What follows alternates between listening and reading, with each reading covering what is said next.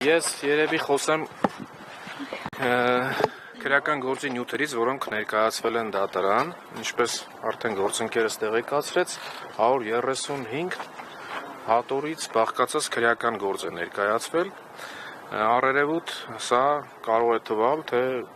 բավարար ջանասիրությամբ 53, 51, վերջում 22 անձից բաղկացած քննչական խումբը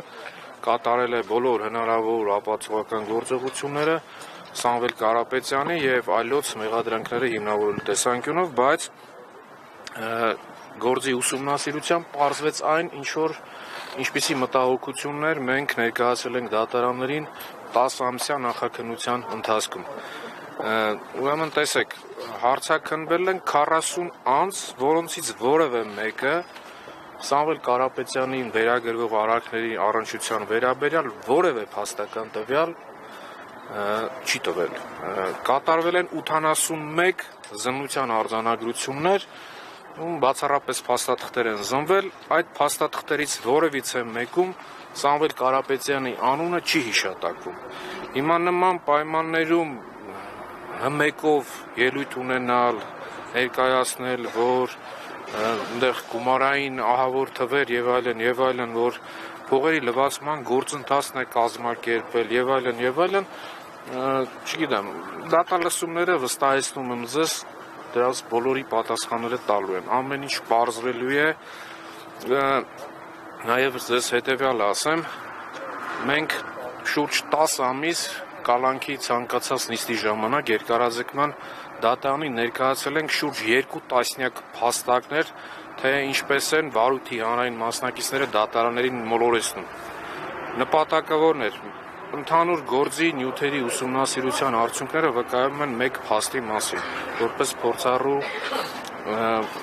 իրավաբան եմ ձեզ ասում,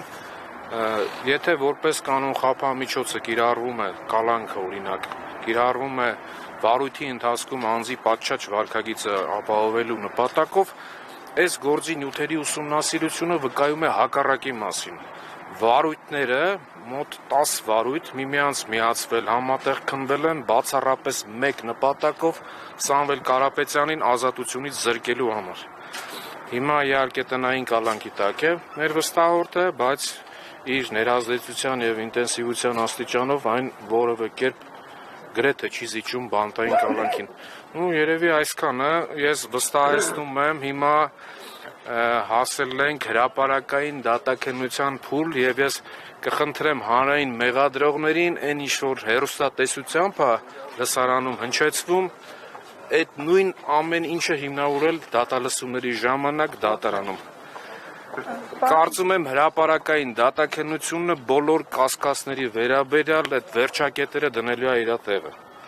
Ամեն ինչ հանրությանը հայտնի է դառնալու, ամեն ինչ բացահայտվելու է, թե այս քրեական գործի նախաձեռնման պատճառը, նաև համոզված եմ դրա հաջող ելքի վերջաբանի մեջ։ Պարոն Վարդանյան, դատավոր Վահե Դոլմազյանից ակնկալիքները ինչպիսին են եւ դուք նախկինում եղել եք դատավոր, երբևէ դատական համակարգ այսքան կաշկանդված ու իշխանությունից այսքան կախվածության մեջ եղել է։ Լրիվ ուրիշ թեմա տարակ, բայց պատասխանեմ, դատավոր Դոլմազյանի հետ որպես գործընկեր շփվել եմ, բայց ես աշխատել եմ քրեական դատարանում, պարոն Դոլմազյանը հակակոռուպցիոն, հետևաբար զուտ իր կայացրած դատական ակտերին ծանոթ եմ արդեն փաստաբանական գործունեությամբ զբաղվելու ժամանակահատվածից։ Այս վարույթով պարոն Դոլմազյանը 2 անգամ մասնակցել է եւ մեր հույսը նաեւ հավատը արդարացի դատական ակտ կայացնելու տեսանկյունով հիմնականում պայմանավորված է այն հանգամանքով, որ եթե նոր դատավոր լիներ 136 հատորը ֆիզիկապես հնարավոր չէր մարսել, ծանոթանալ եւ համապատասխան որոշում կայացնել։ Իսկ պարոն Դոլմազյանը համոզված եմ գոնե 65-70%-ով այս հատորներին ծանոթ է, նաեւ նշեմ, որ այսպիսի կայացրել է բավարար չափով պատճառաբանված դատական ակտ, եթե չեմ սխալվում, մեկ անգամ կալանքը 1 ամսով է երկարաձգվել, բայց երկրորդը երևի որոշակի համարձակություն դրսևորելով բանտային կալանքի միջնորդությունը մերժել է, ավելի ճիշտ մասնակի է բավարարել եւ որպես խափան միջոցը կիրառել տնային կալանք, ինչը կարծում եմ նախորդող իրադարձությունների պայմաններում բավականին համարձակ որոշում էր։ Ես դա ասում եմ նաեւ որպես նախկին դատավոր։ Այսքանը։ Շնորհակալություն։